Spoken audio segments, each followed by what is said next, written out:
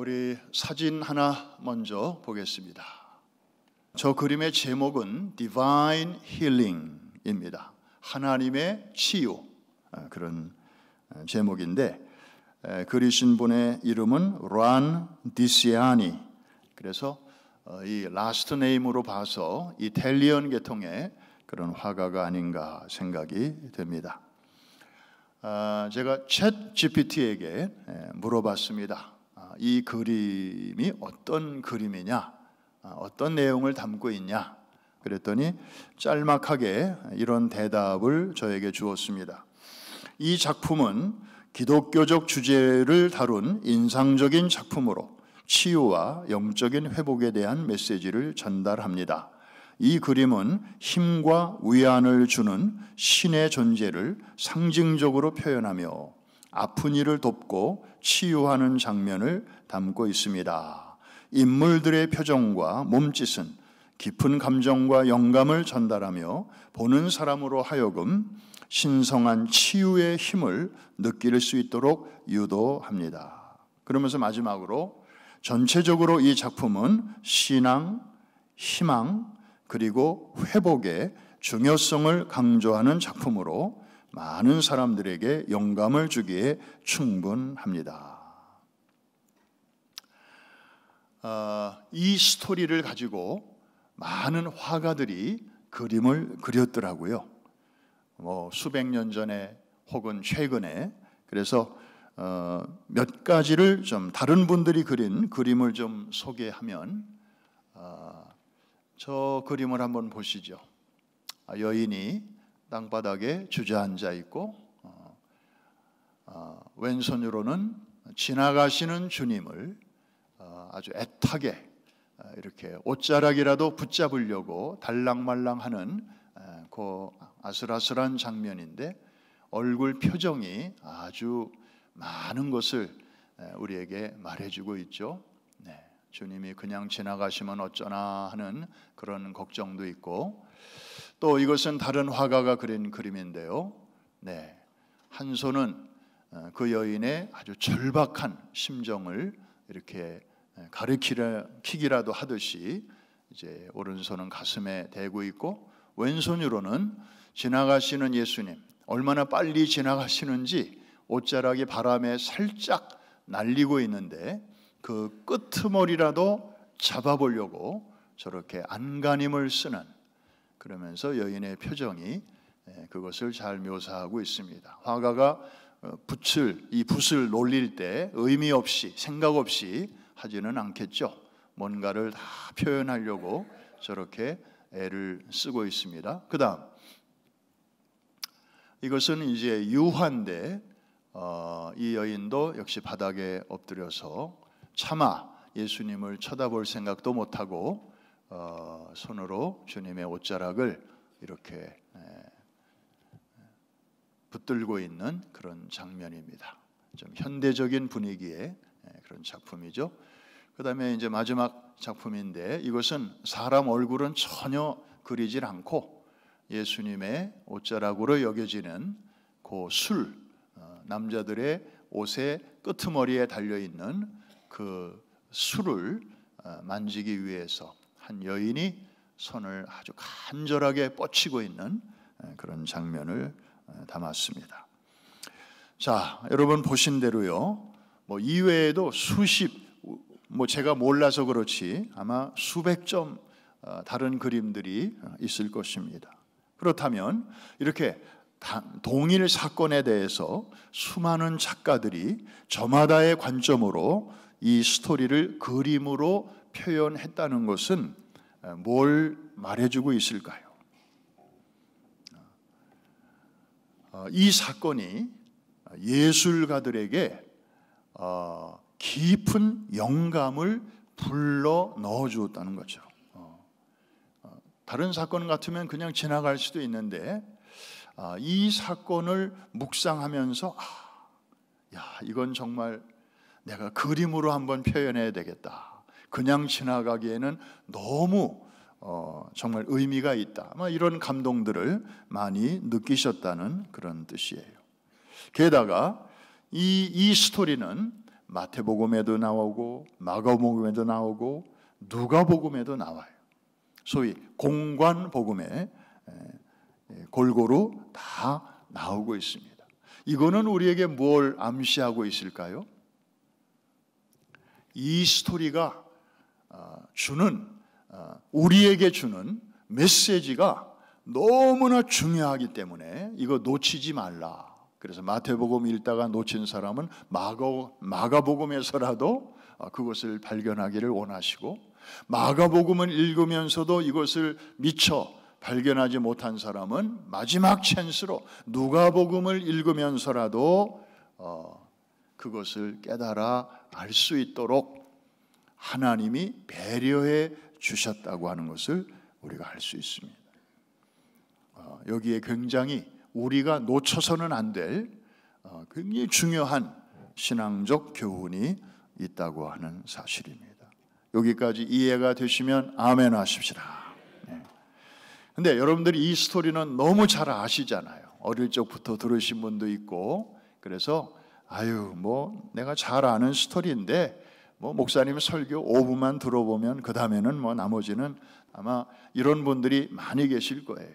근데 여러분, 저나 여러분이나 오늘 내가 태어나서 이 스토리를 처음 대한다, 이런 좀 신선한 기대감을 가지고 선입견 없이 이 사건을 대하시면 여러분 각자에게, 그리고 우리에게 주시는 성령의 음성이 정말 선명하게 들리게 되실 줄로 믿습니다.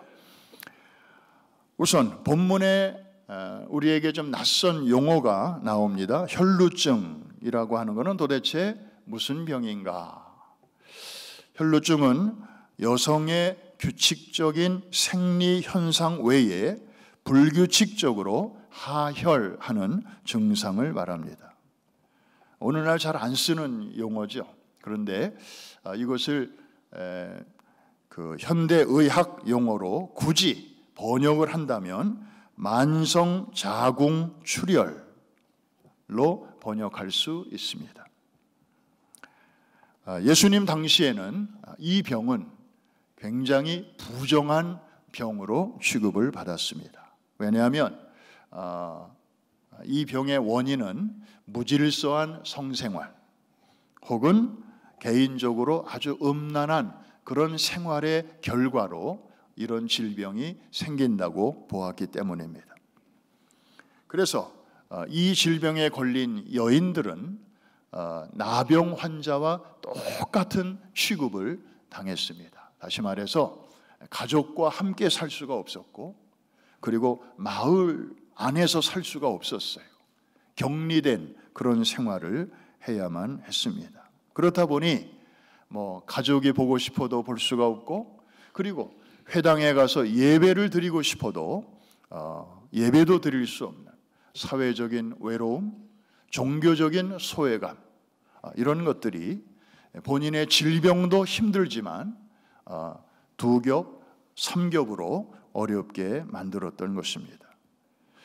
이 여인도 여기서 헤어나오려고 무진장 애를 썼겠죠. 오늘 본문에 보니까 12년 동안이나 애를 썼다고 했습니다.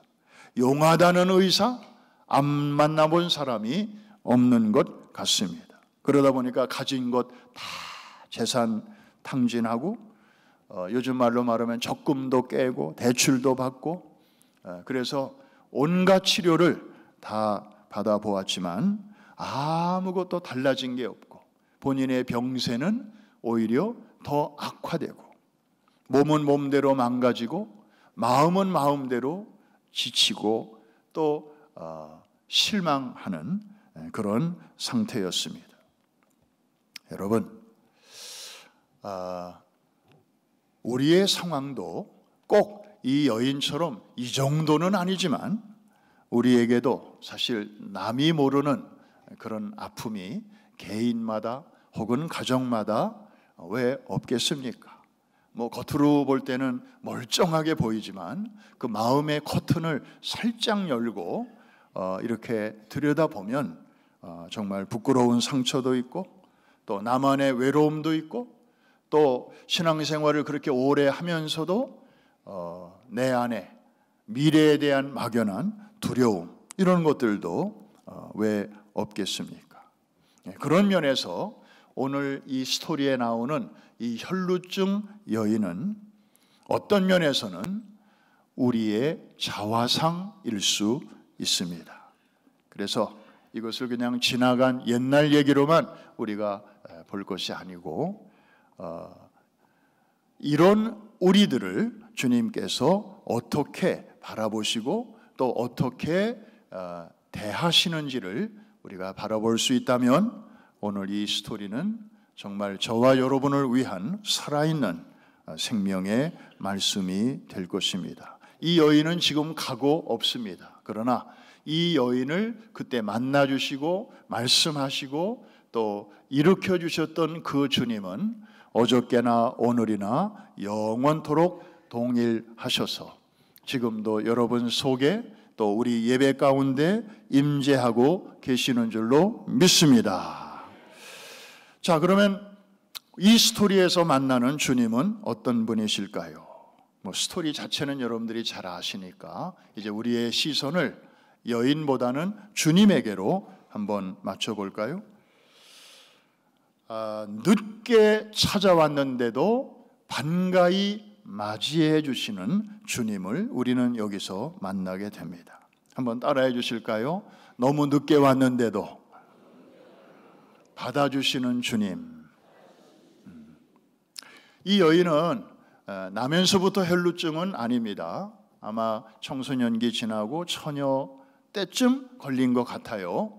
그런데 혈루증에 걸린 지가 12년이 됐는데 걸리자마자 바로 예수님께 온 것이 아니었습니다. 주님을 찾아온 것은 12년 고생한 후에 찾아왔습니다.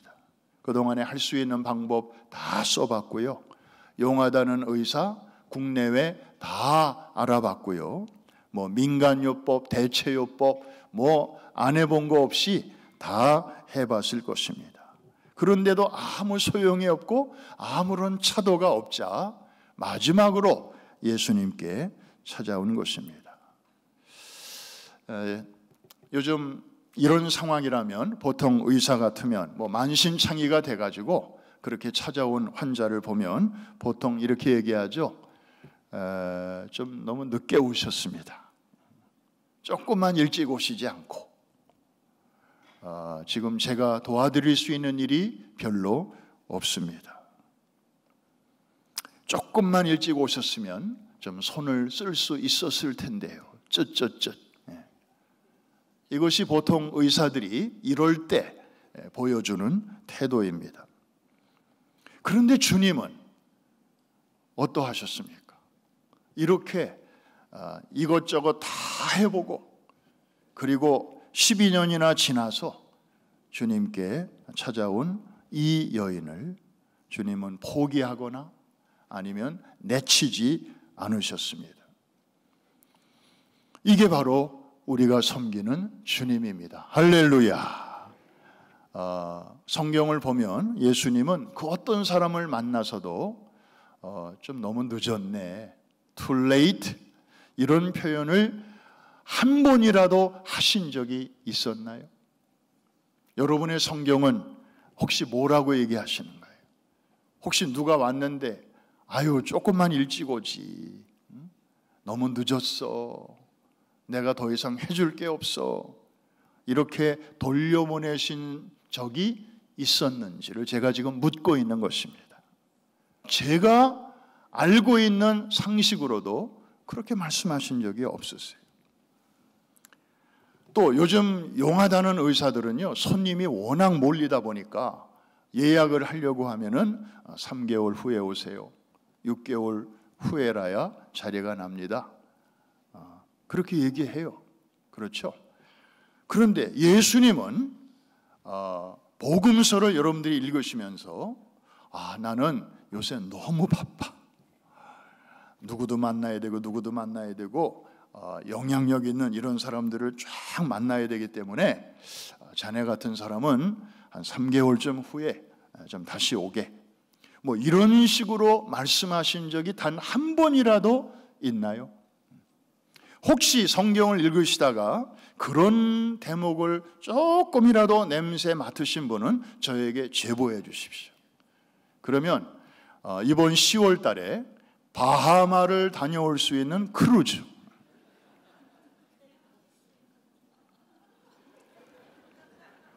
끝까지 들어와야 된다고 그랬죠? 네. 을 넣을 수 있는 또 아주 멋진 봉투를 하나 드리겠습니다. 저는 자신이 있어요. 어디 갔다가 이제 오는 거야? 외면하시지 않으십니다. 근데 우리는, 특히 우리 한국 사람들은요, 이 체면이 신앙생활까지 영향을 미칩니다.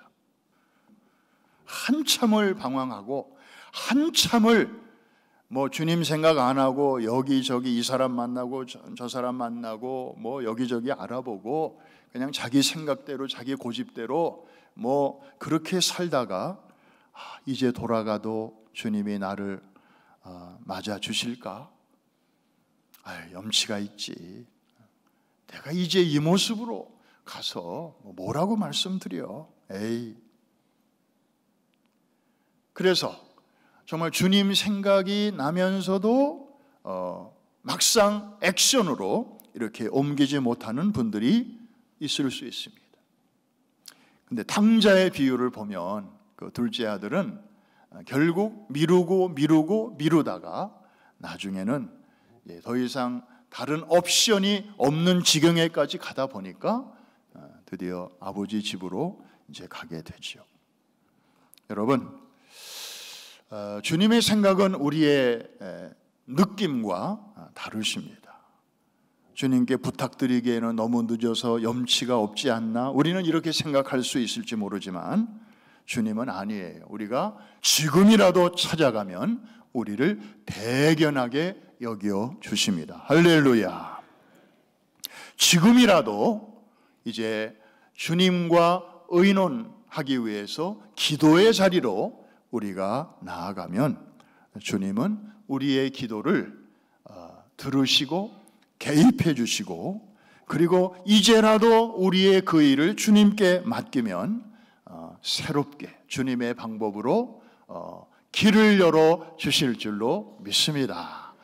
연약한 우리의 영향권 안에서 머물던 이 문제들이 우리가 주님께 기도로 알려드리면 전능하신 그분의 영향권 안으로 이 문제들이 넘어가게 된다는 사실을 믿으시기를 바랍니다.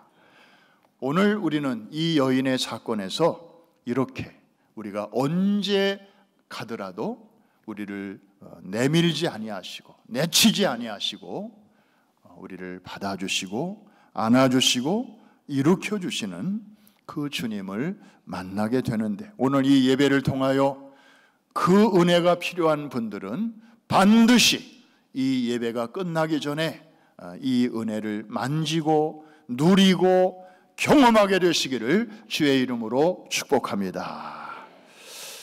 그 찬양 중에 그런 찬양이 있잖아요. 지금 오라, 지금 오라, 자비한 주께로 지금 곧 나오라.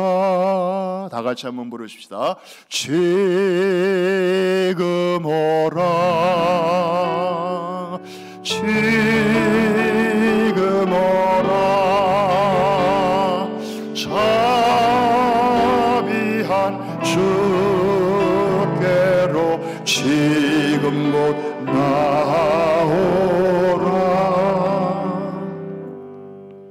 주님이 원하시는 베스트 타이밍은 지금입니다. 내일부터가 아닙니다. 때가 되면이 아닙니다. 주님이 가장 원하시는 시간은 지금입니다. 그러면 주님은 그래, 내가 기다리고 있었어. 이제라도 왔구나. 그래, 여기저기 나를 등지고 이 사람 저 사람 만나고 또 이 일 저 일 구상하고 나와 의논 없이 그렇게 다니는 하고 고생 많이 했다. 이제 나와 함께 가자. 주님은 우리를 따뜻하게 맞이해 주시는 줄로 믿습니다. 두 번째, 우리가 이 사건에서 만나는 주님은 딴 거 보지 아니하시고 그 사람 속에 있는 믿음만 보시는 주님이십니다. 한번 따라해 주시기 바랍니다. 우리 안에 있는 믿음만 보시는 주님. 우리 한국 사람들은요, 사람을 처음 만나면 일단은 위아래를 이렇게 스캔을 합니다.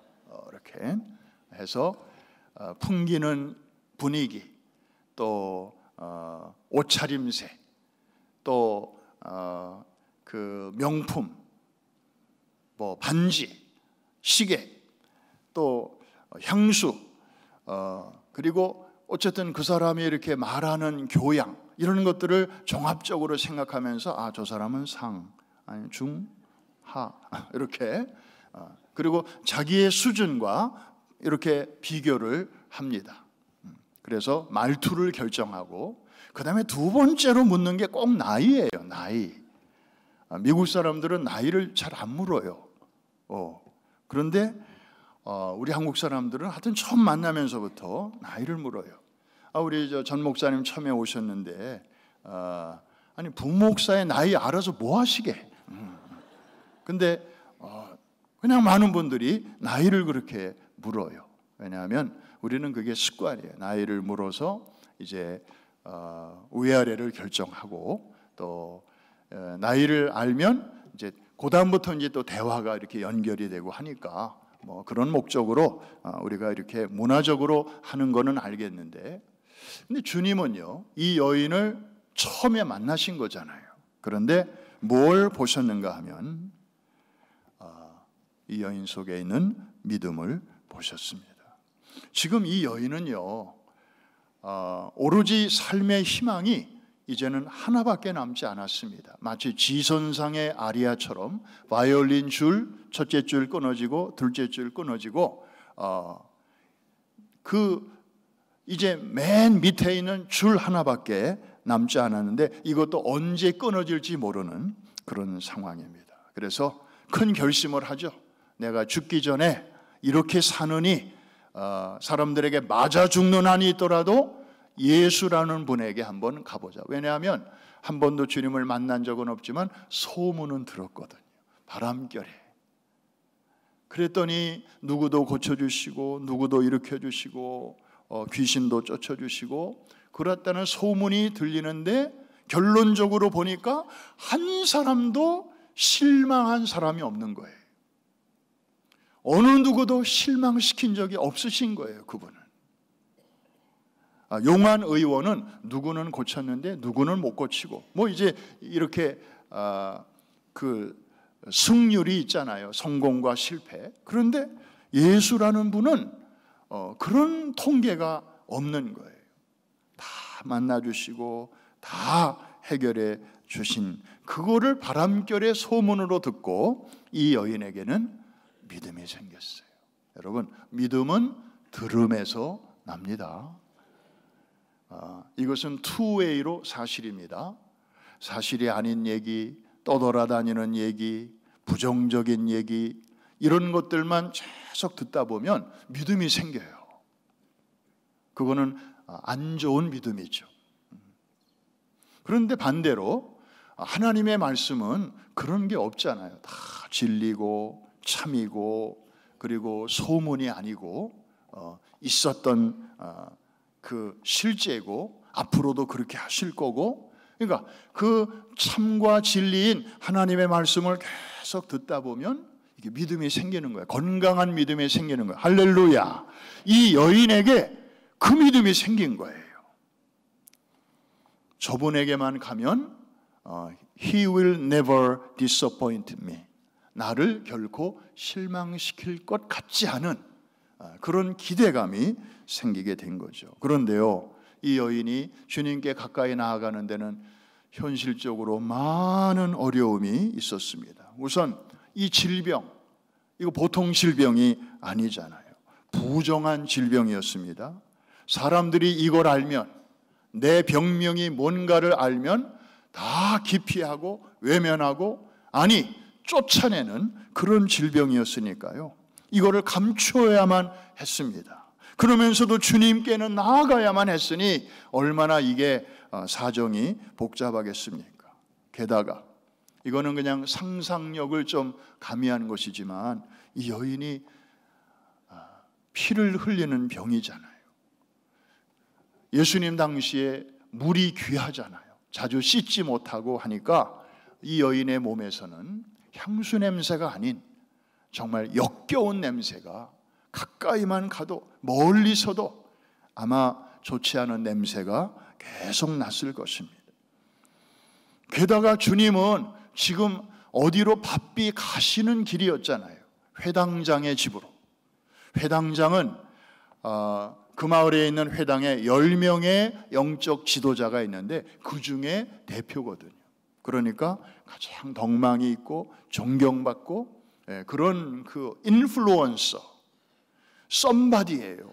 주님은 지금 그 집에 그 딸이 죽었다는 말을 듣고 지금 급히 가고 있어요. 아까 그림에 보니까 이 예수님의 옷깃이 바람에 이렇게 날리는 것처럼 그만큼 빠른 걸음으로 가고 계셨다 이 말입니다.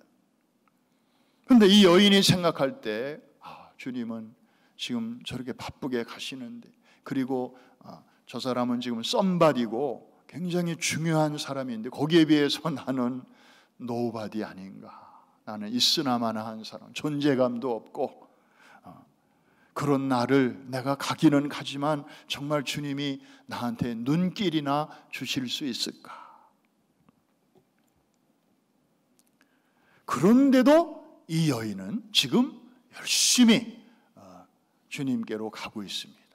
사람들이 그렇게 많아도 그거를 헤치면서 그냥 기어서라도 지금 가고 있습니다. 이런 용기가 어디서 생겼을까요? 그만큼 이 여인은 절박했다는 것입니다. 다른 옵션이 없었다는 거죠. 그리고 갈망이 있었어요. 이거는 무슨 우아한 그런 낭만적인 갈망이 아니었습니다. 자신의 존재를 건 그런 갈망이었어요. 내가 주님을 만나지 않으면 내 인생은 더 이상 아무런 의미가 없다. 희망도 없다. 살아서 뭐하랴. 주님이 나에게는 시작이자 끝이다. 내 인생은 거기서 결판난다. 이런 아주 절박한 마음으로, 그런 마음으로 가지다 보니까 이제 용기가 여러분, 이 혈우병은요 피가 계속 빠져나가는 병이니까 얼굴은 얼마나 창백했을까요? 한번 여러분 상상력을 동원해서 한번 생각해 봐요. 헤모글로빈도 부족하고 철분도 부족하고 그러니까 몸에 기운이나 있었겠어요? 누가 도와주면 좋은데 도와주는 사람도 없잖아요. 이 질병은 누가 가까이 오려고 하지를 않으니까. 이 여인이 가까스로 주님 근처로 가긴 했지만 차마 주님 앞에 설 수가 없었습니다. 그래서 어떻게 했죠? 도둑질 하듯이 조심스럽게 뒤로 다가갑니다. 예수님의 뒤로 다가가서 옷자락에 살며시 손을 댑니다. 근데 그냥 댄 게 아니죠. 이 여인이 어떤 마음으로 됐는지 우리 마태복음 9장 21절 뭐라고 얘기하는지 한번 보십시다. 시작. 이는 제 마음에 그 겉옷만 만져도 구원을. 여러분 저 말을 요즘 말로 우리말로 표현한다면 아마 이런 말이 아닐까요? 주님, 저에게는요 다른 정상인들이 받는 그런 제대로 된 은혜 안 주셔도 괜찮습니다. 그러나 혹시 저에게 부스러기 은혜라도 주실 수 있다면 저는 그거라도 감사히 받겠습니다. 여러분 이런 마음이라고요.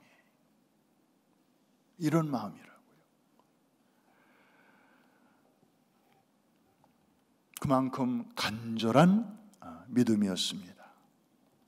초신자의 믿음이었지만 아주 절박한 상황 속에서 나오는 간절한 믿음이었어요. 그런데 주님께서 이 여인을 드디어 이제 만나셨잖아요. 어떻게 하셨는지 우리 그 다음 절 한번 보겠습니다. 22절 시작.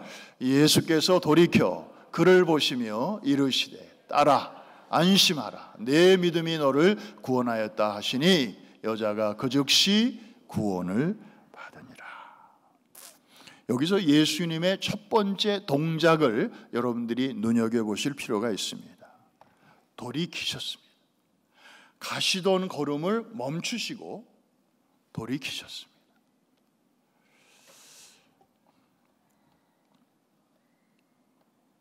누가 내 몸에 손을 댔느냐? 이렇게 물으셨어요. 몰라서 물으시지는 않았을 텐데 제자들에게 물으셨어요. 그랬더니 제자들의 대답이 꼭 우리의 대답과 비슷합니다. 아니, 보시다시피 지금 이렇게 주변에 사람이 많고 서울시 지금 지하철처럼 출근길에 지하철처럼 지금 뭐 사람이 그냥 막 부대끼고 그런데 지금 예수님의 몸이 부대낀 사람들이 부지기수인데 거기서 누가 내 몸에 손을 댔냐고 물으십니까? 주님도 참 별걸 다 물으시네요. 베드로의 대답이 그렇게 퉁명스러웠습니다. 그런데 주님은 밀리다가 우연히 예수님의 몸에 손이 닿았거나 몸이 닿은 그런 사람을 찾는 게 아니셨습니다. 그거는 예수님을 만진 게 아니죠. 예수님의 관심은 그들에게는 관심이 없었습니다. 누군가가 내 뒤에서 내 옷자락을 만졌는데 내 몸을 만진 것도 아니고 옷자락을 만졌을 뿐인데 당신의 능력이 빠져나간 것을 아셨습니다. 이것은 믿음으로 만진 거예요. 주님은 그 사람을 찾고 있었던 거예요. 오늘도 이렇게 수많은 분들이 이렇게 예배의 자리에 앉아 있지만 저는 여러분 한 분 한 분이 정말 이 여인의 심정으로 주님께 집중하고 또 주님은 여러분에게 눈길을 주시고 마음을 주시고 또 은혜를 지금도 주고 계시는 줄로 믿습니다. 그런데 행여나 어떤 분들은 예배당에 와 있긴 하지만 뭐 예수님, 하나님, 성령님 말씀 별로 생각도 안 나고 별로 관심도 없고 그냥 여기 시원해서 좋다. 찬양 잘하네. 오늘 아주 찬양 좋았어. 오늘 저녁은 점심은 메뉴가 뭘까? 뭐 이렇게 관심이 좀 가야 할 때 가지 않고 좀 이런 곳에 관심이 흐트러지는 이런 분들은 분명히 예배하는 자리에 와 있긴 하지만 이거는 군중의 모습이에요. 주님과 닿을 수 있습니다. 주님을 이렇게 터치할 수 있습니다. 그러나 아무 일도 일어나지 않습니다. 주님에게는 그런 군중 무리들은 별로 의미가 없습니다. 주님은 그 한 여인을 찾으신 것입니다. 돌이켜 그를 보시며 말씀하시되 딸아 안심하라 내 믿음이 너를 구원하였다 하시니라. 여자가 그 즉시 무엇을 받으니라? 구원을 받으니라.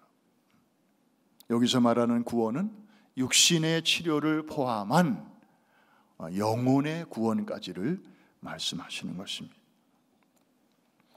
여러분, 이 여인은 자기 같은 사람을 향해서 딸이라고 예수님이 불러주시리라고는 기대를 안 했습니다. 자기 가족들도 자기를 내쳤는데 낯선 주님이 자기에게 시선을 이렇게 주시면서 썸바디를 만나러 가시는 분이 자기 같은 노바디를 향하여 몸을 돌이키시고 눈길을 주시고 그리고 딸이라고 불러주시고 안심하라. 내 믿음이 너를 구원하였다. 여러분, 아픈 딸을 한없이 측은히 여기시는 아버지의 음성 아니겠습니까? 여러분, 자식이 아플 때 부모의 심정 여러분 다 겪으셨잖아요. 우리 교회 집사님 중에도 장성한 따님이 지금 몇 달째 병원에 입원해서 좀 치료를 받고 있는데 그 얼마나 아비의 마음이 정말 찢어질 듯 아프겠습니까?